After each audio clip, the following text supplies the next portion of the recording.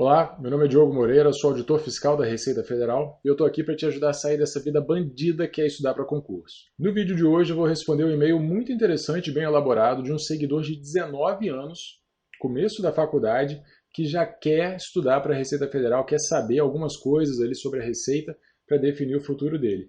É muito legal estar tendo contato com essa geração, tenho recebido muitas mensagens de pessoas de 17, 18, 19 anos. É um prazer e uma responsabilidade também. Nesse vídeo eu vou tirar algumas dúvidas então sobre o que é trabalhar na Receita Federal. São dúvidas bem específicas, vai dar para a gente bater um papo bem legal sobre depois que você passa no concurso, onde que você é lotado, como é que é feita essa escolha, em qual área você vai trabalhar, como é que você escolhe em qual área você quer, ou alguém te coloca em qualquer área. Como é que é a rotina de trabalho, o salário, se está bom ou não, se faz jus à responsabilidade ou não, e alguma previsão de sair o próximo concurso. Então são 5 perguntas, na verdade, que eu vou abordar aqui. Eu vou mostrar para vocês as perguntas no slide, vou escrever algumas coisas também na hora da resposta, ok? Vamos lá. Vamos para a primeira pergunta, então. Está aqui, foi enviada pelo Rodrigo, ele tem 19 anos e está cursando a Faculdade de Ciências Aeronáuticas. E a primeira pergunta é sobre trabalhar na Receita, com a parte de migração ilegal, na verdade de imigração, tráfico internacional de drogas, pessoas, animais, etc., passando em um concurso público para auditor fiscal, quais são as possibilidades de áreas de trabalho? Então vamos lá, ele está interessado mais nessa parte de imigração ilegal, tráfico internacional de drogas, pessoas, animais e armas também, que é um tráfico bastante preocupante. E quais são as áreas de trabalho dentro da Receita Federal? É muito difícil ir para essa área? Bom, então o que você está querendo, Rodrigo? É ir para repressão. Repressão ao contrabando e descaminho. A repressão ela trabalha tanto evitando que algumas mercadorias entrem no país sem pagar os tributos, que é o descaminho, ou que você tenha a entrada ilegal de bens que não podem ser importados. Não só não pagaram os impostos, como é proibido importar, configura um crime a sua importação, como drogas, armas e algumas outras coisas. Então, a gente tem o controle alfandegário, as aduanas espalhadas pelo Brasil, em diversas fronteiras do país com outros países, e também as fronteiras de aeroportos, portos. Então, a repressão, o controle aduaneiro está em diversos lugares. E a gente tem também as unidades de repressão, que não são simplesmente os pontos de entrada. A aduana fica no ponto de entrada no país, seja a entrada terrestre, marítima ou aeroportuária. Mas você tem operações de repressão que são fora desses pontos de entrada. Essas operações tentam pegar as mercadorias que estão entrando de forma escondida em ruas, avenidas vicinais, né, estradas de chão, às vezes atravessando rios, às vezes, enfim, há diversas formas, infelizmente, com que o contrabando tenta entrar no país. E para repressão diretamente não é exatamente fácil não, ok? Mas vamos tentar trabalhar aqui com relação a... São vários pontos aqui, eu vou tentar... Vamos lá, é difícil ir para essa área? Não é muito fácil. Primeira coisa, para onde você vai dentro da Receita? Então, você não escolhe exatamente. Quando você passa num concurso, isso aqui a gente já está abordando a pergunta 3, para poder depois chegar na 1, então está aqui na tela. Vamos ler a pergunta 3. Considerando o fato de uma pessoa que tenha passado no concurso, ela escolhe uma área de interesse para trabalhar, podendo trabalhar lá ou não, ou as pessoas são designadas aleatoriamente para algumas áreas? Como funciona depois que você passa em um concurso público? Então a 3 vai trazer uma base para a gente poder responder a 1 para você. Você passou no concurso, existem diversas vagas que são ofertadas para o concurso externo. Geralmente são uma porcaria, você vai acabar numa fronteira, numa cidade horrorosa.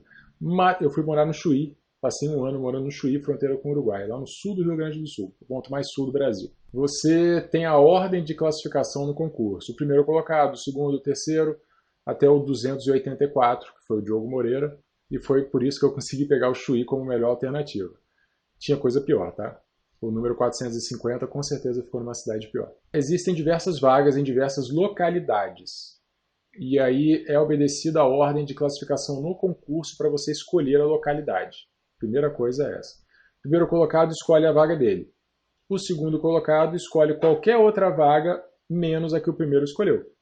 O terceiro, qualquer vaga menos a que o primeiro e o segundo escolheram. E por aí vai.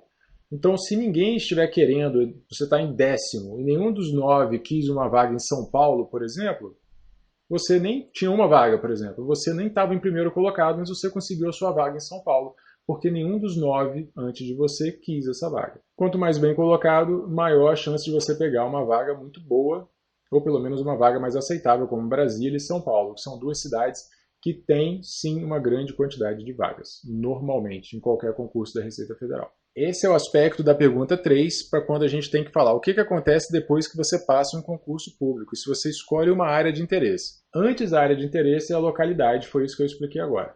Depois que você chega na localidade, bom, varia um pouco. Você chega numa delegacia nova, por exemplo, e aí o delegado está recebendo 2 pessoas. E ele tem um monte de lugar com carência de pessoal, vários setores. Ele vê quais são os 2 setores que estão em pior condição e vai alocar esses 2 servidores novos lá. Às vezes, quando você está chegando, tem um servidor saindo.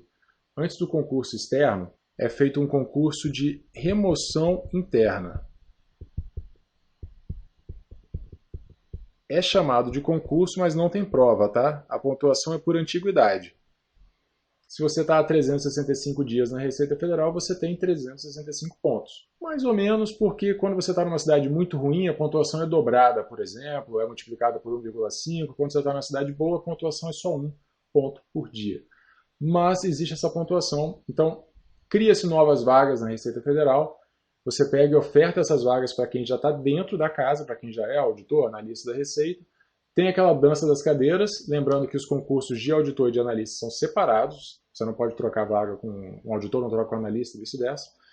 Ofertam-se as vagas novas para quem já está dentro da casa e depois as vagas que sobram vão para o concurso externo.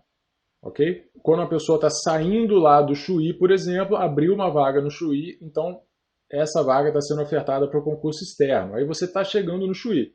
O delegado do Chuí, o inspetor do Chuí, na verdade, que dá uma inspetoria, vai olhar e vai falar, olha, a gente está com carência em tais e tais setores, mas a pessoa que está saindo do setor X. E é para lá que você vai, porque não dá para deixar esse buraco lá. Em que você é formado? Qual é a sua experiência profissional? No que você é bom? Em que você quer trabalhar? Não vai fazer a menor diferença, porque existe um buraco lá no setor e você vai tampar aquele buraco. Isso acontece com frequência, infelizmente. Quando eu fui para o Chuí, éramos acho que 6 ou 8 auditores novos, 6 auditores novos chegando no Chuí, mais ou menos, era um monte de auditor novo, não lembro a quantidade, mas acabou que houve entrevistas, porque tinha 2, 3 setores diferentes para alocar esse pessoal, e de acordo com a entrevista, com o currículo, com a experiência profissional, o inspetor decidiu onde é que cada um ia ficar. Então, levou em consideração em que você é bom, levou em consideração também em que você quer trabalhar, mas no final das contas, o inspetor bate o martelo e diz para onde você vai. Voltamos então à pergunta número 1, que era essa parte de repressão, que a gente tinha falado inicialmente. Quais são as possibilidades de área de trabalho? E é muito difícil ir para essa área. Com relação a ser difícil ir para essa área, por exemplo, no Chuí tinha um setor de fiscalização e repressão. Eu queria ter ido para lá e não fui. Outros 2 colegas que já eram mais experientes, um era do corpo de bombeiros, então já tinha experiência com atividades externas e tudo mais, e o outro que tinha experiência em fiscalização, lembrando que esse setor de repressão lá fazia também fiscalização. Então esses 2 colegas foram para esse setor e eu fui fazer despacho de importação, que não era muito legal não, mas enfim, tem coisa pior, né? Morrer queimado, por exemplo. E quais são as possibilidades de área de trabalho? Normalmente fronteira. Existe repressão, por exemplo, aqui em Brasília também, mas normalmente cidades de fronteira têm as unidades de repressão ou as regiões fiscais têm as suas unidades de repressão que são mais ou menos itinerantes. Você é da primeira região, que engloba diversos estados, e aí são criadas operações, você sai da sua cidade, vai lá para o meio do mato fazer uma repressão na fronteira X. A equipe de repressão ela faz trabalhos em locais diferentes, às vezes em estados diferentes. Também acontece dessa forma. É difícil ir direto para essa área, como eu falei, depende. É realmente uma questão de sorte. Vamos então para a pergunta número 2. Qual é a rotina de trabalho de vocês? Como eu falei, varia enormemente. Você pode ficar desde despacho de importação, batendo carimbo e analisando documentação, até uma repressão em que você se joga no meio do mato de madrugada para poder caçar bandido. Tem de tudo.